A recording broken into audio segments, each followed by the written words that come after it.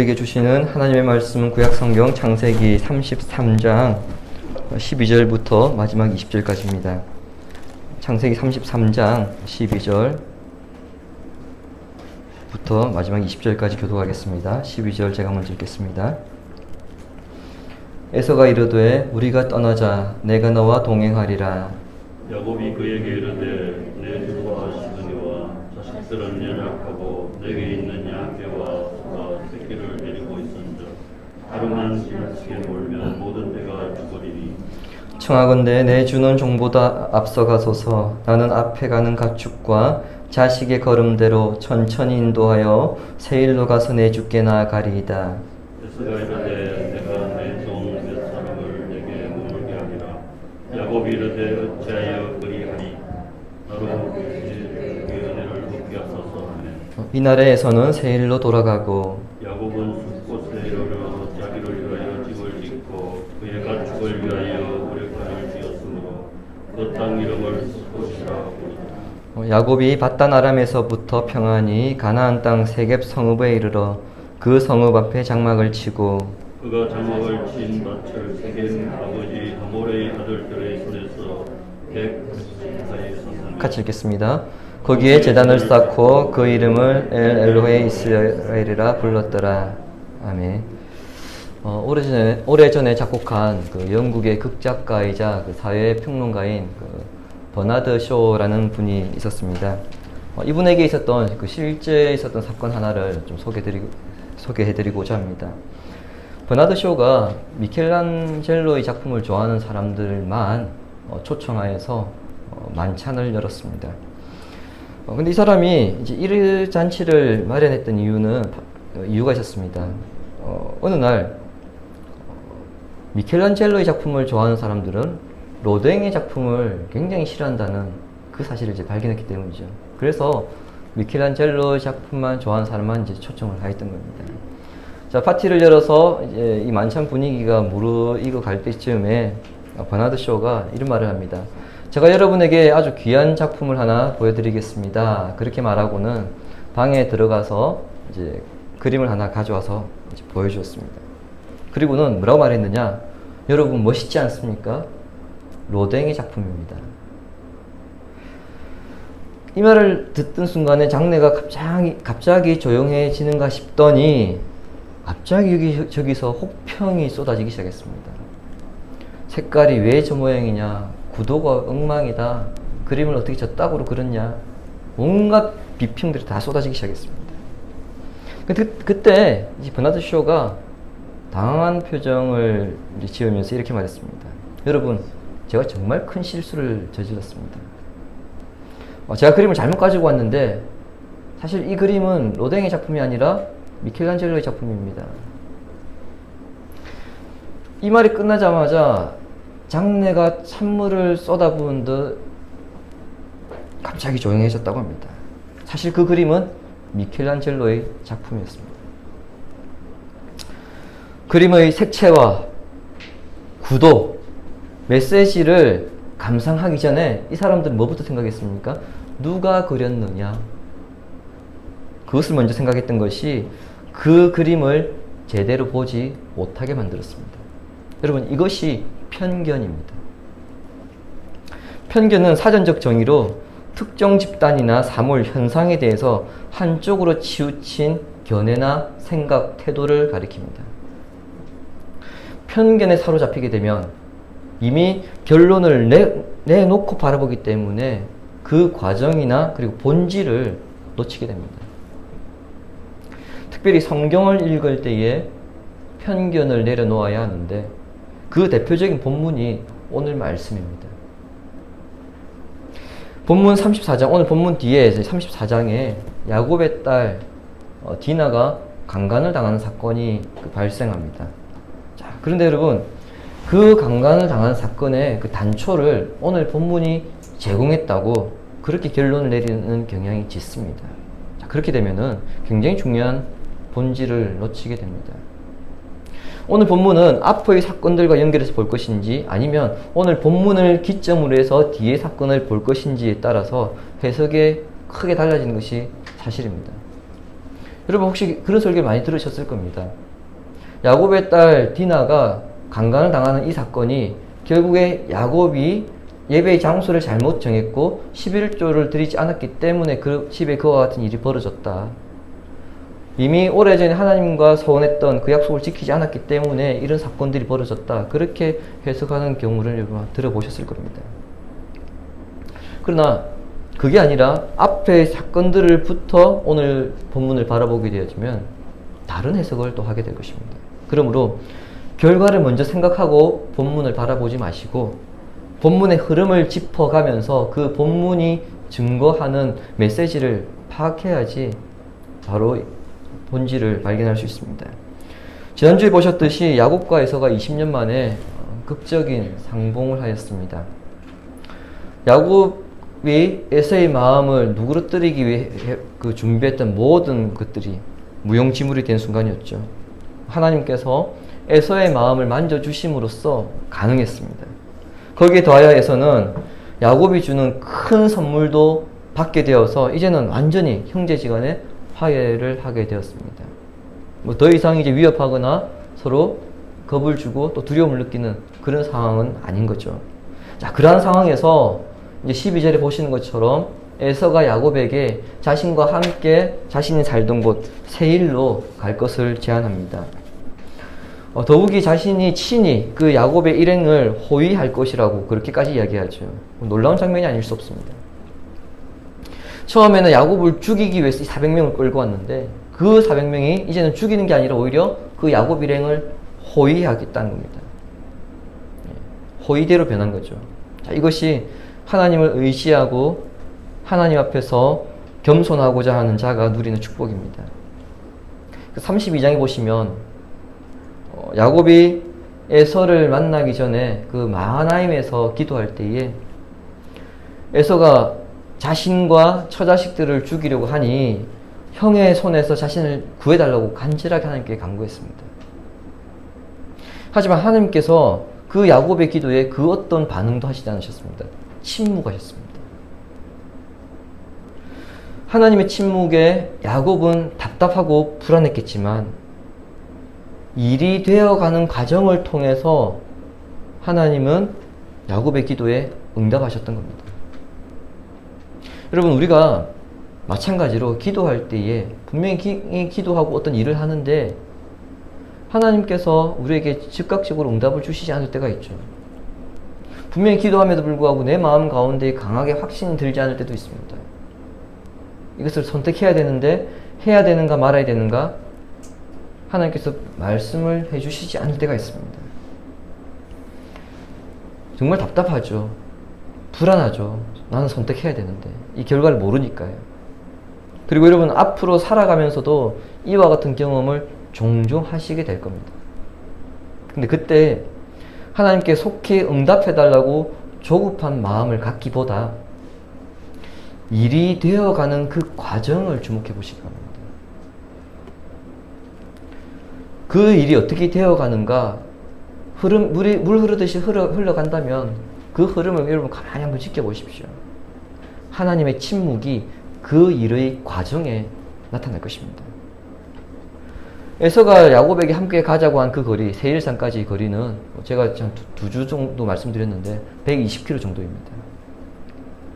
야곱이 바단 아람에서부터 여기까지 온 거에 비하면 사실 120km는 먼 거리가 아닙니다만 이미 먼 거리를 걸어왔고 그리고 일행이 많고 많은 가축대가 있는 것을 고려한다면 그 120km도 결코 짧은 거리는 아닙니다. 에서가 야곱에게 이와 같이 제안했던 것은 이유가 있죠.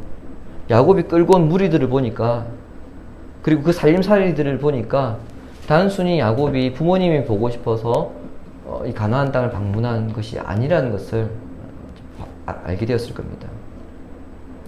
완전히 바단 아람을 떠났고 이곳에 이제 정착을 하려고 왔구나 그 사실을 알 수 있었을 것입니다. 자, 그렇다면 거주지를 정해야 되잖아요.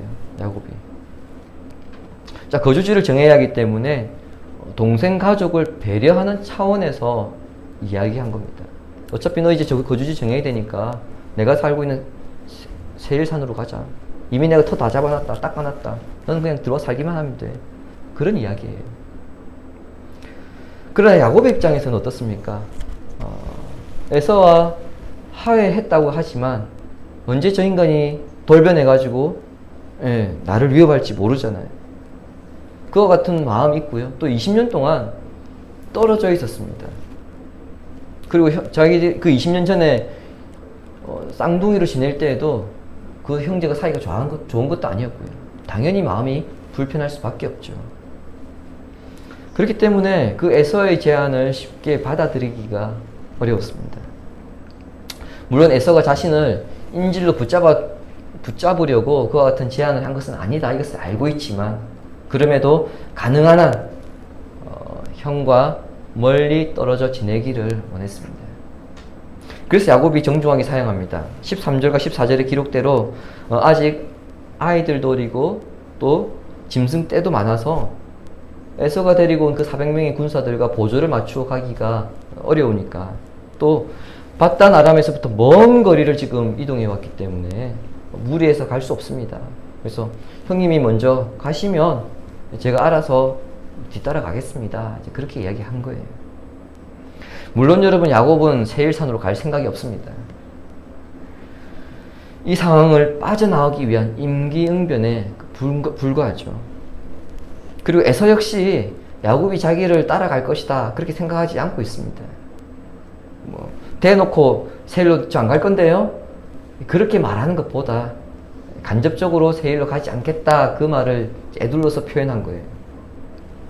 자, 그럼에도 에서가 한 번 더 제안을 합니다. 그러면 내 군사들 중에서 몇 사람을 남겨둘 테니까 걔들하고 그럼 같이 와라. 걔들이 널 지켜줄 거다. 이렇게 이야기합니다. 자, 이 제안을 야곱이 받아들이며 세일산으로 가는 거지만 이 제안마저도 거절한다면 야곱은 정말 세일산으로 갈 의사가 없는 겁니다. 근데 15절을 하반절에 보시면은 야곱이 어떻게 대답하냐면 그 제안을 황송하게 받아들이는 것처럼 그렇게 대답합니다. 어떻게 그러시냐고. 저를 위해 굳이 그렇게 하실 필요가 없습니다. 굉장히 정중하게 사용합니다. 예, 야곱은 세일산으로 갈 생각이 처음부터 없었던 겁니다. 사실 두 사람의 생활 습관이 다르기 때문에 세일산에 산다는 것 자체가 쉽지 않습니다. 에서는 어렸을 때부터 계속해서 사냥꾼으로서의 삶을 살아왔고요. 세일산에서도 여전히 그는 군사들을 이끌고 그 사냥꾼으로서 그렇게 살고 있습니다. 야곱은 어떻습니까? 이 사람은 양을 쳤던 목자입니다. 서로 삶의 스타일이 완전 다르기 때문에 세일산에서 함께 사는 것도 쉽지 않겠다, 에서도 잘 알고 있습니다. 자, 그리고는 이제 헤어집니다. 헤어지고 난 다음에 야곱은 서쪽으로, 이제 가나안 쪽이죠, 서쪽으로 8km 정도 떨어진 숫곳이라고 하는 동네로 가게 됩니다. 자, 거기서 집을 짓고 가축을 위하여 우릿간을 짓습니다. 자, 여러분, 우릿간이 뭐냐면은요, 임시적으로 사용하기 위해서 숲풀과 나무로 엮은 가축우리입니다. 임시적으로 그냥 쓰는 거예요. 한 며칠 정도 지내겠다. 자, 이것은 야곱이 숲곳에 계속 머물겠다는 의도가 아니라 며칠 정도 쉬었다가 가겠다, 그것을 말하는 겁니다. 그리고 얼마 후에 야곱은 이제 요단강을 건너서 세겜 땅으로 가게 됩니다. 여러분, 세겜 땅이 이제 중요한 곳이거든요. 예루살렘에서 북쪽으로 한 60km 정도 떨어진 곳인데, 남쪽에는 그리심산이 있고요, 북쪽에는 에발산이 있습니다. 그리고 이 세겜은 가나안에서 심장부에 위치한 지역입니다. 땅이 매우 비옥하고요, 농업과 목축업을 하기에 가장 이상적인 땅입니다. 성경에서는 야곱의 할아버지 아브라함이죠. 아브라함이 하란을 출발해서 가나안 들어왔을 때에 처음 하나님께 제단을 쌓은 곳이 바로 이 세겜 땅입니다. 그곳에 야곱이 돌아와서 장막을 친 후에 그 세겜 사람들에게서 100크시타를 주고 땅을 매입합니다. 자, 여러분, 1크시타가요, 이게 고대 문헌이라서 정확히 가치가 안 나와 있습니다. 그런데 화폐의 단위가 아니라 무게의 단위라고 합니다. 1크시타는 무게의 단위인데 어떤 무게냐? 양을 달 때의 무게입니다. 양을 다는 무게. 그래서 그냥 1크시타면은 그냥 양 새끼 한 마리의 가격이다, 우리는 그렇게 생각하는 게 좀 편할 것 같아요.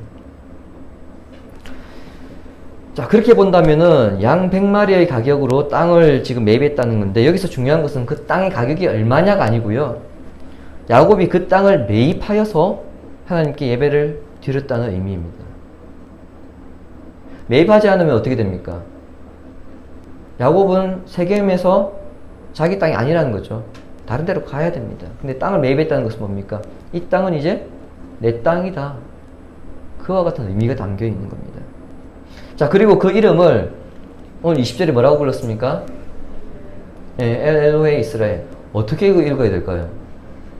여러분, 엘 엘로헤 이스라엘, 이거 8글자 말하다가 숨 넘어갈 것 같고 어떻게 읽어야 될까요? 정확하게는 엘 엘로헤 이스라엘입니다. 히브리어로 엘 엘로헤 이스라엘, 그렇게 읽으시면 됩니다. 뜻은 가장 높으신 하나님은 이스라엘의 하나님, 이런 뜻이에요. 엘로헤가 그 엘이 하나님이거든요. 근데 엘로헤는 엘의 최상급으로 보시면 됩니다. 그래서 가장 높으신 하나님은 이스라엘의 하나님, 그런 뜻으로 야곱이 이야기를 한 거예요. 자, 그럼 여기서 이스라엘은 누굴 가리키겠습니까? 야곱이죠. 아까 지난번에 봤지만 야곱의 이름이 이스라엘로 바뀌었잖아요. 여러분, 엘 엘로헤 이스라엘, 이 야곱의 고백이 대단히 중요합니다. 20년 전 야곱이 아버지와 형을 속이고 가나안 땅을 떠나서 밧단 아람으로 도망칠 때에 그는 베델에서 하나님을 만났습니다. 그리고 그곳에서 이렇게 서원합니다. 오늘 주부에 있는데 28장 21절과 22절 보시기 바랍니다. 내가 평안히 아버지의 집으로 돌아오게 하시오면 여호와께서 나의 하나님이 되실 것이요 내가 기둥으로 세운 이 돌이 하나님의 집이 될 것이요 하나님께서 내게 주신 모든 것에서 10분의 1을 내가 반드시 하나님께 드리겠나이다 하였더라. 자, 여기에 의하면 여러분, 야곱이 하나님께 두 가지 서원을 합니다. 비록 내가 가나안 땅을 떠나지만 다시 하나님께서 나로 하여금 이 가나안 땅에 돌아오게 하신다면, 자, 첫 번째 서원은 뭡니까? 하나님이 나의 하나님 되심을 찬양하겠습니다, 이거고요. 두 번째는 내 소득의 10분의 1을, 즉 11조를 드리겠습니다. 이게 야곱의 두 가지 서원입니다. 20년이 지난 지금 야곱이 평안히 가나안 땅으로 돌아왔습니다. 이 길에 오는 동안에 정말 큰 위험만 두 번 있었죠. 라반을 만났고요, 그리고 에서를 만났습니다. 물론 그 20년 동안 라반 밑에 속독한 세월을 보낸 것은 일단 제외하고요. 그런데 그 20년의 과정과 라반을 만나고 에서를 만나고 여기까지 오는 모든 과정에 하나님께서 야곱과 함께 하시고 지켜주셨기 때문에 평안히 가나안 땅에 돌아올 수 있었습니다. 그 서원을 이행하고자 세겜 땅에서 땅을 매입하였고요. 그리고 제단을 쌓으면서 가장 높으신 하나님은 나의 하나님입니다, 엘 엘로헤 이스라엘, 이 고백을 하였습니다. 구약 성경에 보시면은 아브라함의 하나님, 이삭의 하나님, 야곱의 하나님이라고 하는 표현이 많이 등장합니다. 또한 여러분들이 잘 아시는 다윗이나 솔로몬이나 예레미야나 다니엘, 느헤미야와 같은 이와 같은 왕들이나 선지자들이 기도할 때에 나의 하나님이라 이렇게 많이 불렀고요. 사도 바울도 그가 기록한 서신서에 보면은 내 하나님, 즉 나의 하나님, 이런 표현을 굉장히 많이 썼습니다.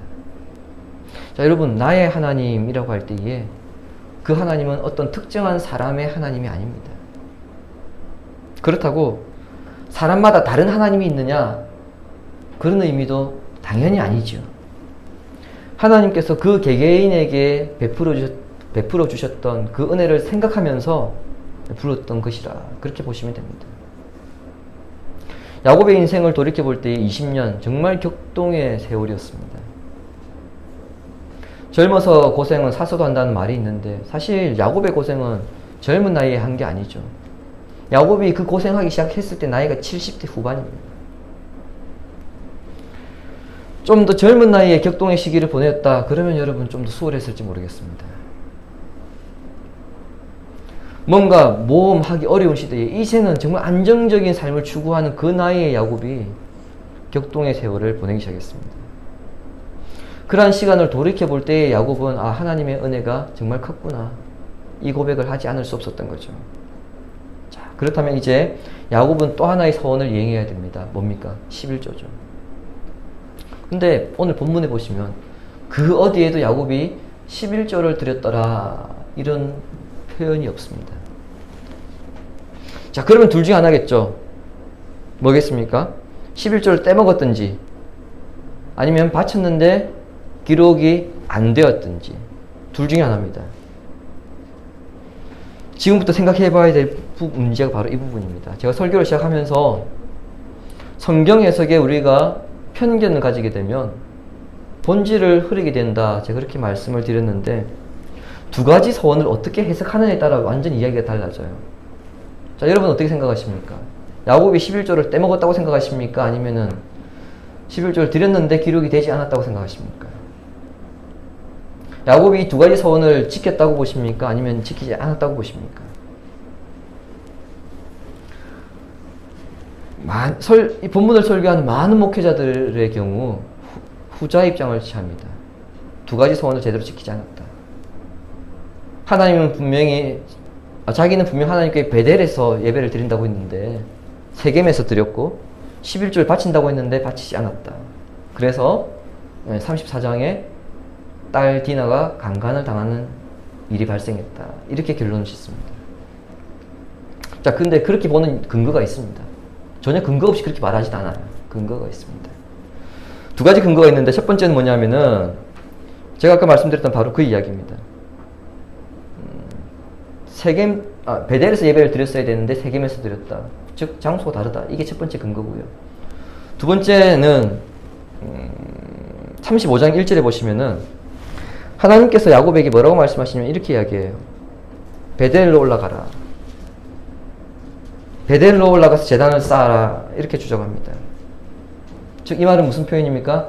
세겜에서 예배를 드렸다는 게 잘못되었다. 이렇게 해석을 하는 거예요. 자, 두 번째 11조를 드리지 않았다. 그죠? 그러면 만약에 이렇게도 우리가 생각을 해봐야죠. 왜 하나님은 야곱에게 11조를 바쳐라 이 말씀을 하지 않으셨을까요? 예배의 장소가 잘못되었다면, 그래서 베델에서 예배를 드려야 되는데 세겜에서 드리는 것이 잘못되었다면 왜 11조를 바쳐라 이 말씀을 하지 않으셨을까요? 장소에 대한 문제가 잘못되었다면 11조 문제도 언급하셨어야 맞는 겁니다. 그죠? 근데 35장에 보시면은 11조에 대한 언급이 전혀 없습니다. 이후에도 없습니다. 전혀 없습니다. 저는 오히려 야곱이 두 가지의 서원을 다 지켰다고 봅니다. 먼저요, 제단을 쌓는 문제죠. 28장 21절에 보시면은 야곱은 뭐라고 하나님께서 약속했냐면, 하나님 제가 베델로 돌아오면 제가 제단을 쌓겠습니다. 그렇게 말하지 않았습니다. 28장 21절에 보시면 어떻게 되어 있습니까? 아버지의 집에 돌아오게 하시면, 그렇게 이야기합니다. 아버지의 집은 어디 있습니까? 헤브론에 있습니다. 그럼 헤브론에서 제단을 쌓아야죠. 그럼 하나님께서 35장 1절에 뭐라고 말씀하셔야 되냐면, 헤브론으로 가라. 그렇게 하셔야 돼요. 여기서 아버지의 집은 뭐를 의미하냐면은 가나안 땅을 이야기합니다. 그리고 여러분, 창세기 이후의 역사에서 성경에서는요, 베델보다 세겜이 훨씬 더 중요합니다. 여호수아 8장 33절 34절 주고에 있습니다. 같이 읽겠습니다. 온 이스라엘과 그 장로들과 관리들과 제통들과 본토에 소나하라 이방인까지 여호와의 언약궤를 맨 뒤에 사랑하셨으나 귀에 자유했을 절반은 그리스도산 앞에 절반은 에발산 앞에 섰으니 이는 전에 여호와의 종 모세가 이스라엘 백성에게 축복하라고 명령한 대로 함이라. 그 후에 여호수아가 율법책에 기록된 모대로 축복과 저주하는 율법의 모든 말씀을 낭독하였으니. 아멘. 여러분, 이 세겜은 나중에 이제 모세가 죽기 전에 이 이야기를 합니다. 너희들이 나중에 요단강을 건너서 가나안 땅에 가게 되면 에발산과 그리심산 그 사이에서 신명기 28장에 있는 축복과 저주를 선포해라. 그리고 하나님 앞에서 약속을 해라. 그렇게 살겠다고. 그것을 여호수아가 시행했다는 것이 바로 방금 읽었던 말씀입니다. 이것을 여러분 우리가 세겜 언약이라고 이야기해요. 세겜에서 이 언약을 맺었다 해서 세겜 언약이라고 하는데, 자 여러분, 세겜은 그럼 어떤 곳입니까? 하나님과 이스라엘 백성들이 언약을 맺은 장소입니다. 근데 여러분, 베델은 어떤 곳인지 아십니까? 솔로몬이 죽은 뒤에 나라가 두 개로 쪼개집니다. 북이스라엘과 남유다로 쪼개지거든요.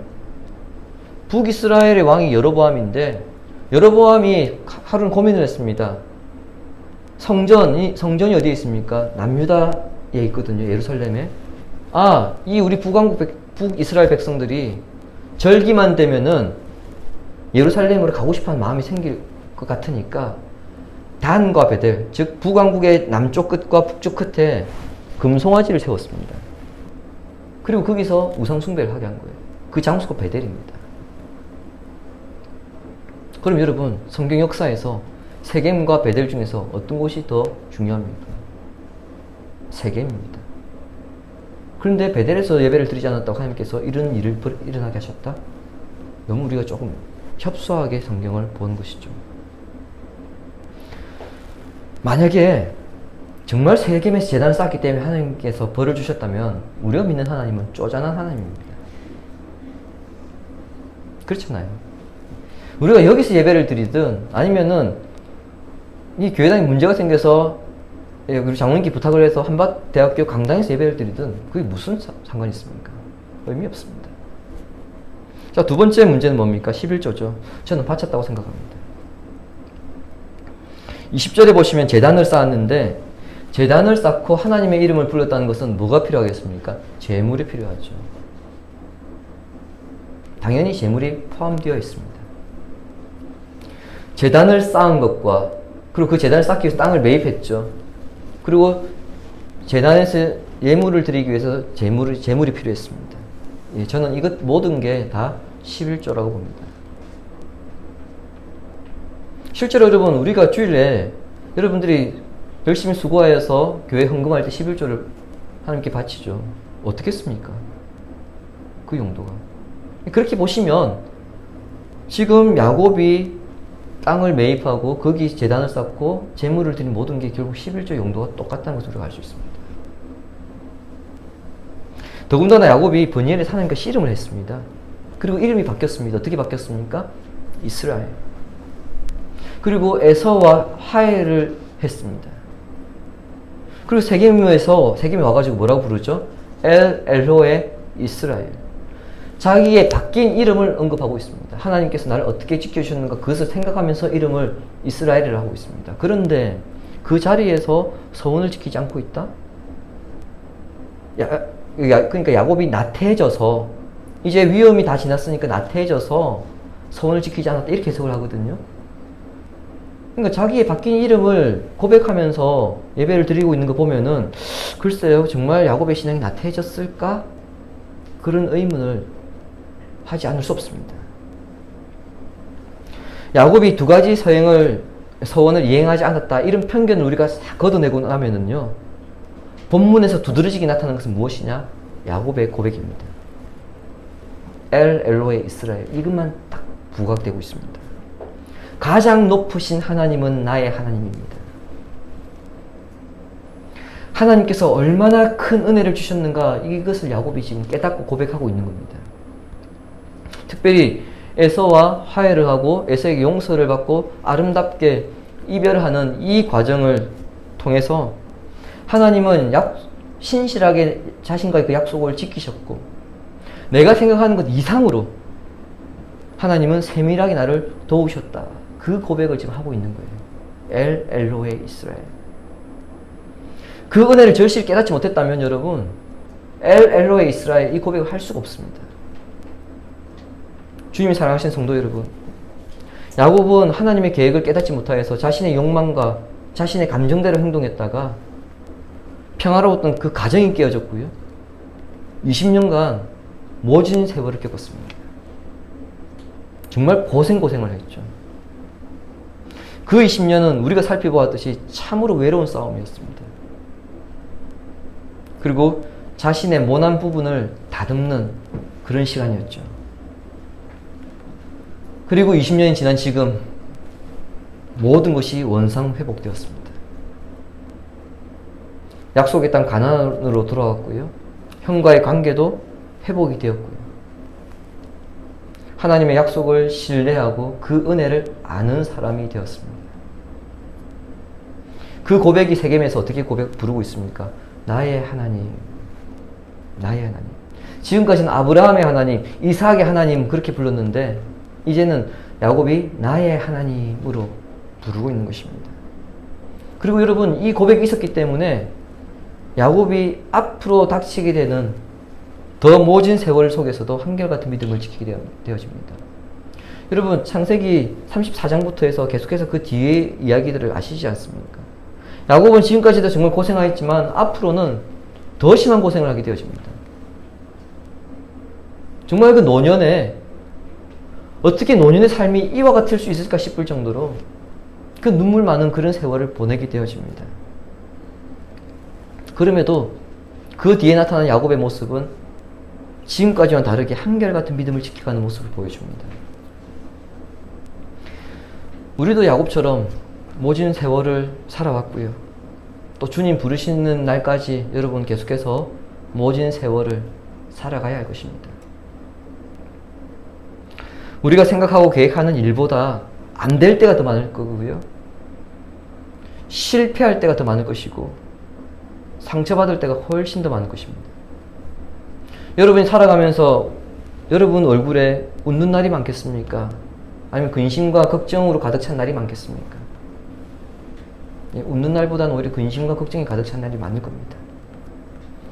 그러므로 우리가 앞으로 맞닥뜨리게 될 상황에서도 믿음으로 우리가 그 모든 모진 세월들을 이겨내기 위해서는 엘 엘로에 이스라엘, 가장 높으신 하나님, 전능하신 하나님이 나의 하나님입니다. 이 고백이 있어야 합니다. 야곱의 이 고백이 여러분의 고백, 저의 고백이 되기를 원합니다. 이렇게 저렇게 깨어진 문제로 인해서 괴로움을 겪고 계십니까? 두렵고 불안한 문제로 인해서 괴로움을 겪고 계십니까? 하나님의 특별한 도움이 필요하신 분이 계십니까? 야곱이 하나님을 신뢰했던 것처럼 여러분들 역시 하나님을 신뢰하시기 바랍니다. 하나님의 도움을 구하십시오. 세겜에서의 그 고백이 나의 고백이 되기를 바라면서 여러분의 그 삶의 그 현장 그 자리가 세겜이 되기를 바라면서 세겜에서 야곱의 하나님 나의 하나님이십니다. 이 고백이 여러분 삶의 현장 가운데 날마다 울려 퍼지게도 이렇게 간구하십시오. 이번 한 주간 살아가시면서 여러분이 밟는 그 자리가 바로 세겜입니다. 바로 이곳이 세겜이고 이곳이 바로 내가 나의 하나님을 외치는 자리입니다. 그것을 기억하며 살아갈 때에 하나님께 주신 참된 평화가 여러분을 담대하게 할 것이고 이번 한 주간 어떤 상황을 만나더라도 그리고 앞으로 우리가 살아가면서 모진 세월을 우리가 만난다 할지라도 그 속에서 하나님의 복된 미래를 우리가 발견할 수 있을 것입니다. 그렇게 평화롭고 복된 미래를 준비하는 성도 되기를 예수님의 이름으로 축원합니다. 오신 말씀 생각하면서 찬양하겠습니다.